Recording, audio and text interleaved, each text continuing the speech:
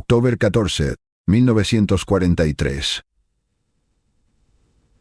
24, 0 feet, above Schweinfurt, Germany. Staff Sergeant Alan Mackay is huddled inside the plexiglass bubble of a B-17 flying fortress named Snap. Crackle, pop. The outside air temperature is 50 degrees below zero. Inside his ball turret, hanging precariously from the belly of the bomber, it isn't much warmer. Mackay is curled into a fetal position, his knees pressed against his chest, surrounded by the smell of cordite, hydraulic fluid, and fear. Below him, flak bursts are painting the sky with black smoke. Above him, the Luftwaffe is swarming. Dozens of Focke-Wulf 190s are diving from the sun, their cannons flashing. This is the second raid on Schweinfurt. History will remember it as Black Thursday. Mackay sees a German fighter line up, a kill shot on the B-17's exposed underbelly. He has less than 2 seconds to react. He grips the dual control handles. He squeezes. In that split second, survival doesn't depend on courage. Courage is already there. Survival depends on fluid dynamics. It depends on a thin stream of red oil moving through a steel vein at 1,000 pounds per square inch. It depends on a small, grapefruit-sized pump hidden deep within the fuselage that must spin at 3,750 revolutions per minute without seizing, stalling, or leaking. If that pump fails, the turret freezes. If the turret freezes, Mackay dies. But the turret doesn't freeze. The twin 50 caliber Browning machine guns swing instantly, tracking the enemy fighter with unnatural precision. The hydraulic muscles of the turret respond faster than human reflexes. Mackay fires. The Focke-Wulf disintegrates. Mackay survives this moment, though his war is far from over. But the technology that saved him, the invisible, high-pressure circulatory system that turned lumbering bombers into porcupine, was not a given. Just 4 years earlier, American aviation had no reliable way to power these heavy turrets. The technology didn't exist. This is the documented story of how Harry Vickers and a team of Detroit engineers took a concept used for tractors and machine tools, miniaturized it, pressurized it, and created the hydraulic heart that allowed Allied air power to crush the Axis. In 1939, the United States Army Air Corps faced a strategic nightmare hidden in plain sight. They were designing the next generation of heavy bombers, the B-17 Flying Fortress and the B-24 Liberador. These aircraft were designed to fly deep into enemy territory, without fighter escort, relying on their own defensive firepower to survive. But there was a problem, a physical, mechanical problem that threatened to ground the entire doctrine of strategic bombing. As airplane speeds increased, the wind resistance against gun barrels became insurmountable. At 200 miles per hour, the slipstream hitting a machine gun barrel feels like concrete. A human gunner simply could not muscle a heavy 50 caliber gun against that wind force. They needed power-operated turrets, but power required weight. And in aviation, weight is the enemy. The initial designs used electric motors. They were heavy, prone to overheating, and sluggish. An electric motor capable of swinging a 300-pound turret fast enough to track a Messerschmitt required massive copper windings and heavy gears. It added hundreds of pounds to the airframe, reducing bomb load and range. Worse, the response time was fatal. Electric motors have inertia. They take time to spin up and time to slow down. In aerial combat, where a target is visible for perhaps 3 seconds, spin-up time is a death sentence. The British Royal Air Force had tried hydraulic systems in their early bombers, but they were low-pressure systems operating at roughly 300 to 400 pounds per square inch.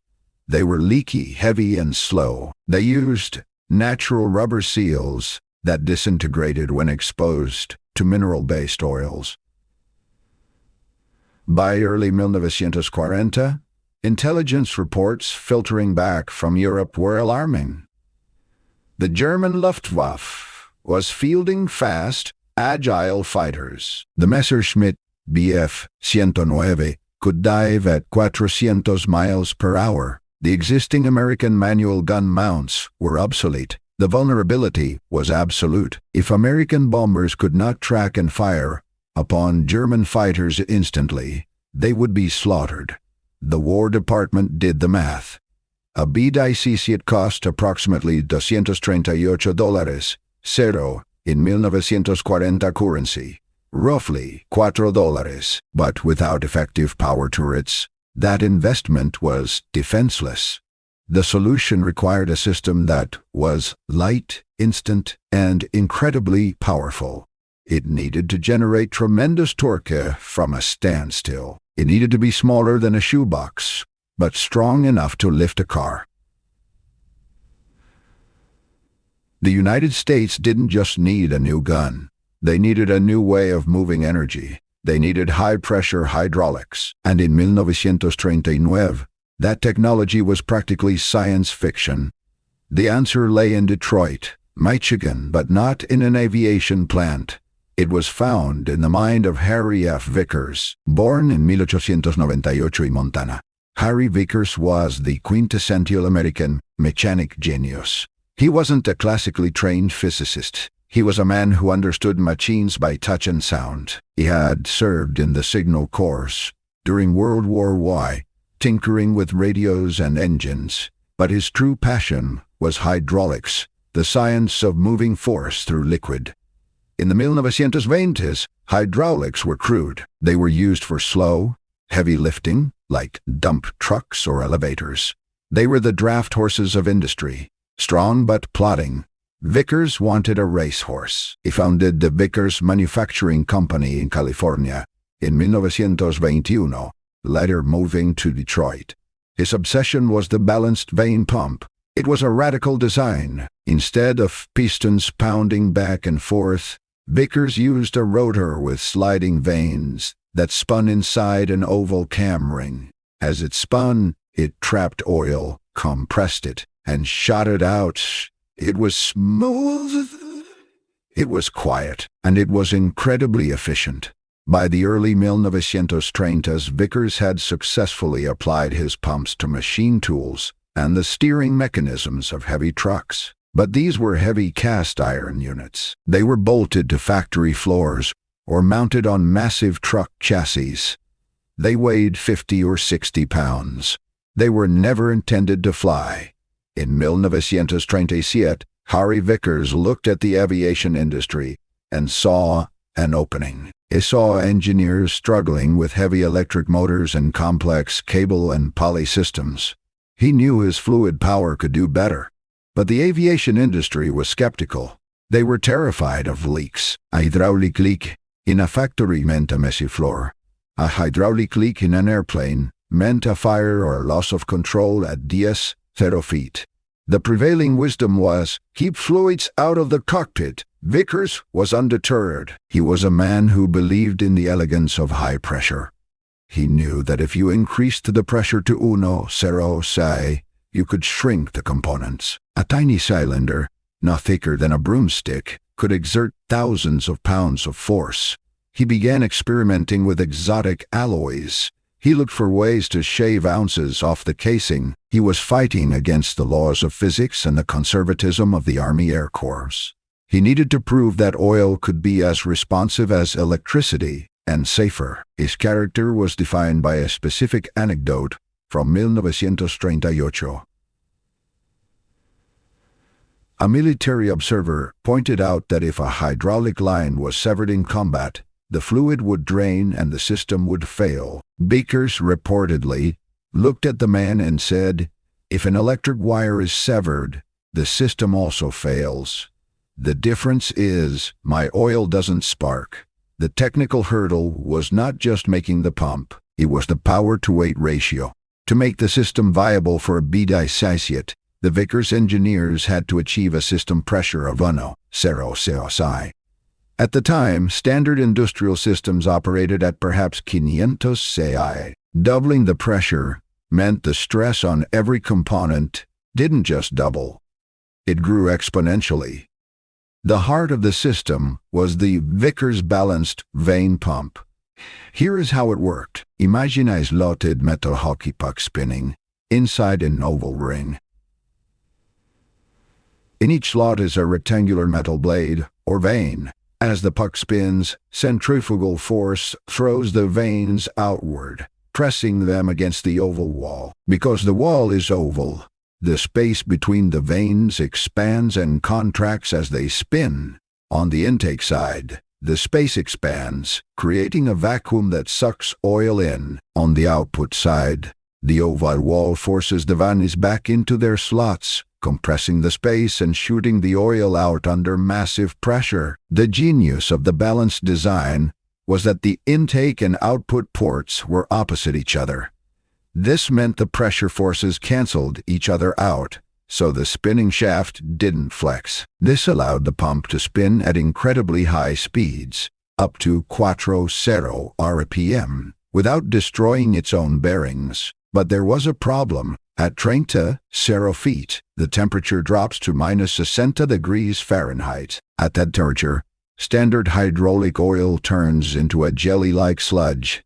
It won't flow. If the oil doesn't flow, the pump cavitates. It sucks a vacuum, creating air bubbles that implode with the force of tiny hammer blows, shattering the metal vanes. Vickers chemists had to work with oil companies to develop a specifically formulated mineral oil, specification 3580, that maintained its viscosity index across a 200-degree temperature swing. It had to be thin enough to flow at -60, but thick enough not to vaporize at 160 degrees when the system was running hot. Then there was the issue of hunting. When a gunner moved his control handle, a valve opened, sending oil to a hydraulic motor to turn the turret.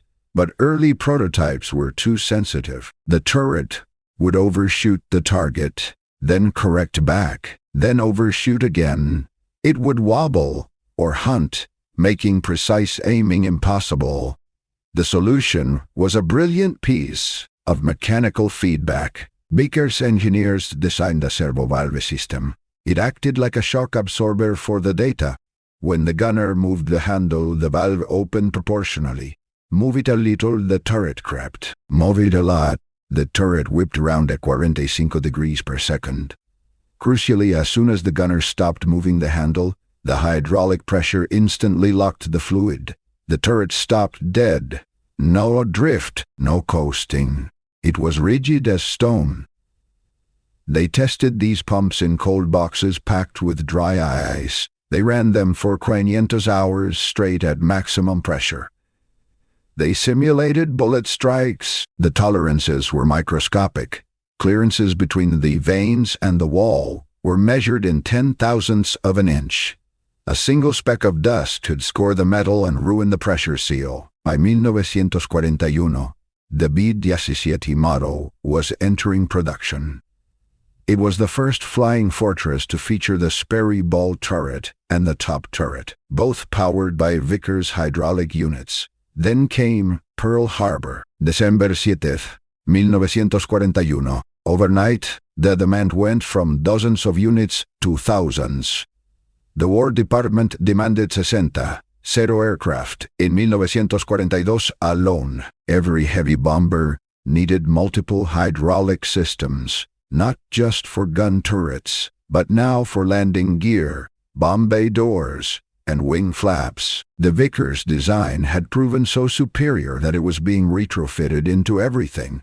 Vickers had to scale up, and fast.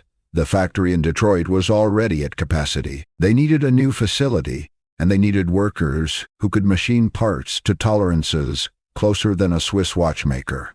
They broke ground on new plants, but the real crisis was personnel. The skilled machinists, the men who had spent 20 years learning to feel the variance of a micrometer, were enlisting or being drafted.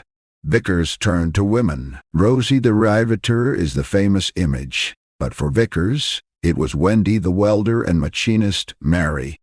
They recruited housewives, waitresses, and teachers. These women had to learn in weeks what men had learned in years. The training was intense. They weren't just banging rivets. They were grinding hardened steel vanes that had to slide perfectly without sticking. The factory floor in Detroit became a 24-hour hive. 3 shifts. The lights never turned off. The smell of cutting oil hung heavy in the air. Raw materials became a bottleneck. The pumps required high-grade steel and specific aluminum alloys. Aluminum was strictly rationed. Vickers' supply managers had to fight for every ton of ingot. They had to prove that their 8-pound pump was more critical than a propeller blade. By mid-1942, production numbers began to climb. In January, they shipped 450 units. By June, 800. By December, the Detroit plants were outputting over 80 hydraulic units a month. The pressure on the workers was immense.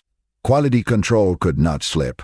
A defective pump meant a dead crew. Inspectors used high-pressure test stands that screamed like banshees as they forced oil through the pumps at 500 CI to check for leaks. One worker, a young woman named Sarah Jenkins from Ohio, recalled years later, "We knew what those pumps were for. My brother was a waste gunner. Every time I finished a valve assembly, I marked it with a little dot of blue paint. That was my prayer for him." The true test came in the cold, thin air over Europe.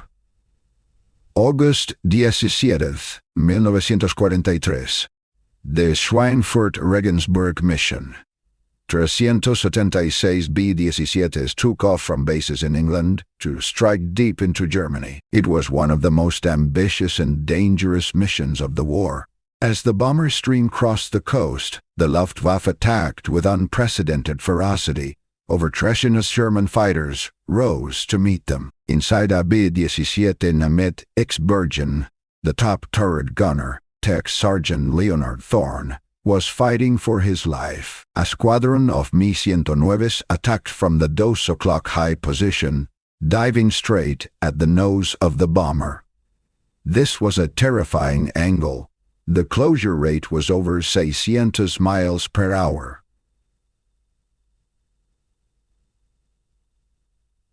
Thorne had to swing his twin 50 straight forward and elevate them rapidly to track the diving fighters. He slammed the control handles. The Vickers hydraulic motor screamed, a high-pitched whine audible even over the roar of the engines. The turret snapped into position.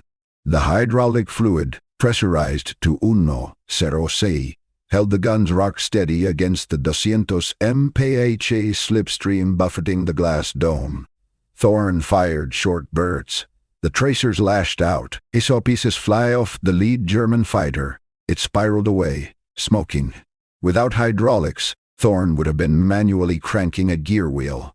He would have been too slow. The German fighter would have poured Vane 10 cannon shells through the cockpit glass. Throughout the formation, the scene was repeated.